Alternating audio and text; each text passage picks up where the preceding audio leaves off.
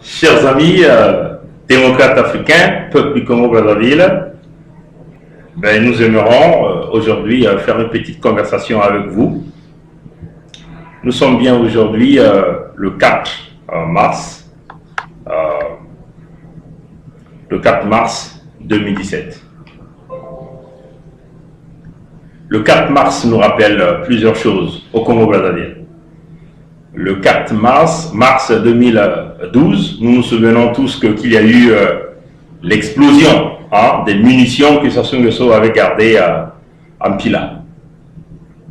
Donc des munitions que Sassou Nguesso avait gardées pour éventuellement matraquer le peuple congolais, continuer à bombarder le peuple congolais. Et nous savons tous les conséquences de ce qui s'était passé le 4 mars 2012 à Brazzaville. L'explosion des munitions qui a coûté la vie de plusieurs Congolais. Et ces Congolais-là, jusqu'à aujourd'hui, sont restés sans aucune assistance. Éventuellement, pour des familles qui sont restées. Et nous savons tous qu'il n'y a jamais eu la vérité sur l'affaire du 4 mars. Plusieurs Congolais ont perdu la vie. Plusieurs enfants sont restés orphelins de père et de mère, des femmes qui sont restées veuves de leur mari et aussi des maris qui sont restés des veuves pour leurs femmes. Des familles entières ont été décimées dans ces explosions du 4 mars à Mpila. Ceux qui vivent de l'autre côté de la République démocratique du Congo, ils ont vu comme, vous voyez, quand une bombe nucléaire s'explose. Vous voyez, on appelle ça en anglais mushroom, c'est-à-dire c'est comme un champignon, les éclats, les ébus, la chaleur et l'ombre qui est sortie de ces explosions. En anglais, on appelle ça shockwave. Donc, une onde magnétique et qui est partie de l'épicentre de l'explosion jusque dans plusieurs quartiers. Même à Kinshasa, des immeubles ont reçu des échos de ces explosions. Donc nous pouvons s'imaginer, quand on nous parle de 300 ou 400 Congolais qui ont perdu la vie, c'est archi faux. C'est des milliers et des milliers, parce que c'est tout un quartier, tout un terrain.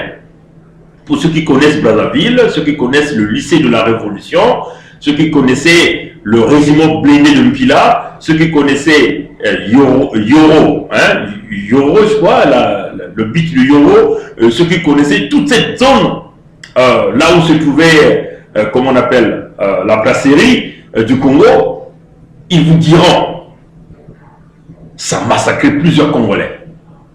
Et ça, on n'a jamais connu la vérité.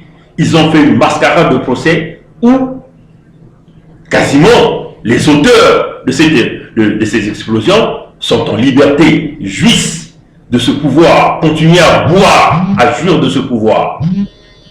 Et ils ont condamné quelques gens, éventuellement M. Ntsuru, que nous savons, mais M. Ntsuru n'a jamais aussi été condamné. Il était libre, vous voyez, il était libre, il était en liberté.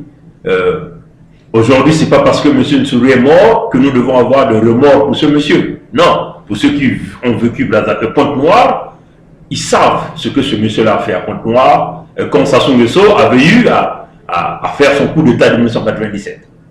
Donc vous comprenez, les explosions de Mpila le 4 mars, tous les Congolais aujourd'hui ont pleuré leurs parents, continuent à pleurer leurs parents, et il n'y a jamais eu de résultat.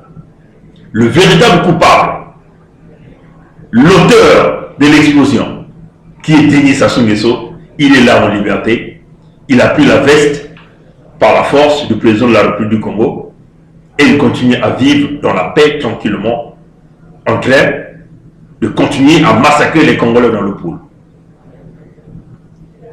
Malheureusement, les événements de Mpila n'ont jamais attiré la compassion de la Cour pénale internationale de justice. Les assassinats de Mpila, que nous appelons dans les explosions du 4 mars 2012, n'a jamais attiré la compassion des grands pays, ceux qui supportent le système Sassou. Mais Nous savons tous que l'auteur, c'est Sassou. Il y a eu des milliers et des milliers. On peut peut-être dire 10 000 Congolais ont perdu la vie dans les explosions du 4 mars. Et que les chiffres n'ont jamais été publiés. On nous parle de 400, 300, c'est faux. Les témoignages sont là. Les vidéos sont là. Des vidéos très atroces des explosions de Mpila. Vous voyez? Mais ce que nous voulons ici, par cette vidéo, nous voulons encore montrer notre compassion, honorer la mémoire de tous ces Congolais qui sont tombés à cause de Sassou Nguesso. Et nous voulons aussi continuer à supporter les familles de tous ceux qui ont perdu leurs parents pour le jeu de Mpila.